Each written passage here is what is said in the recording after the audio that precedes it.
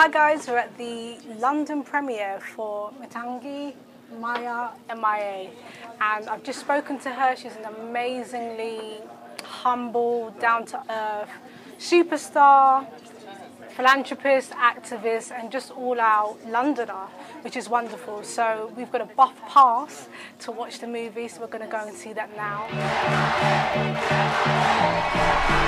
You want to hear my story? I'm going to show you my story.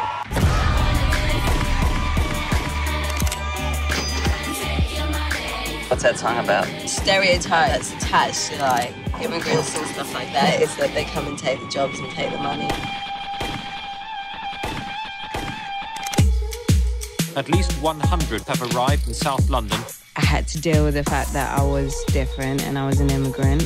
The government say there are too many of them. In Sri Lanka, we were surrounded by a civil war. My dad was the founder of the Tamil resistance. Made was so strong for what he's put us through. Music was my medicine. It just blew up so quickly. I lived through a war, came as a refugee that is now a pop star. What are the goalposts? What do I do? And they've bombed the airport. Bloody world is looking at this. I don't understand. That's you, and that's my little brother. 2 out of 6 boys are dead. There's a genocide going on. We don't want to talk about death, talk about Beverly Hills.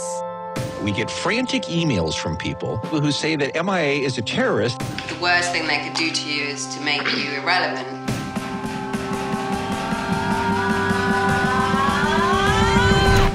Action. What's the message of the film? Because you're a genre in your own right. The message of the can we take film, away? I think for me and Steve, is that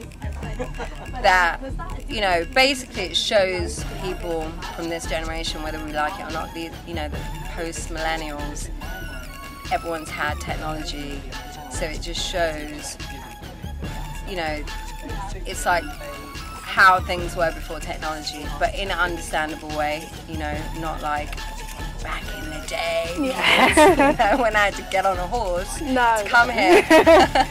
But like, you know, literally being able to sort of make work that affects your environment pre-technology, you know, and technology actually really helps and helped me, and I wouldn't be here if it wasn't for the technology and Napster and those kind of things.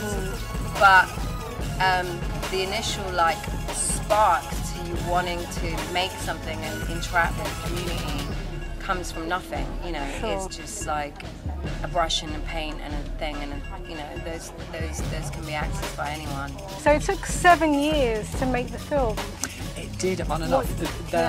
The first year I worked on it, it was funded by her record label, and it was a very commercial project, and I filmed lots and lots of celebrities. Went to interview Kanye and Danny Boyle that made Slumdog Millionaire, and all of these different people that had collaborated with her. And it was going to be one of those kind of behind the music VH1 sort of, what's this person's lifestyle and how do they make their records, go in the music studio, that kind of thing. And then that project eventually just didn't come off. Like the funding wasn't there because it's very expensive making feature-length documentaries, and the record label was a bit like, you know what, that's as much as we can afford. So it kind of ground to a halt. And then I took a year out and then restarted it, but I took it from the music industry over to independent film world and sought the funding there and put it in that context. And then it just suddenly felt like the right fit, like much more in-depth and intimate, and people were ready to talk about sort of the deeper issues in the footage than just like, let's try and make loads of money, like with as many famous people as possible. What experience are we allowed to share from these places? You've got access to a microphone. Please use it to say something. We're used as a scapegoat to build a wall, but people have always mixed and moved, and interesting things happen because of it.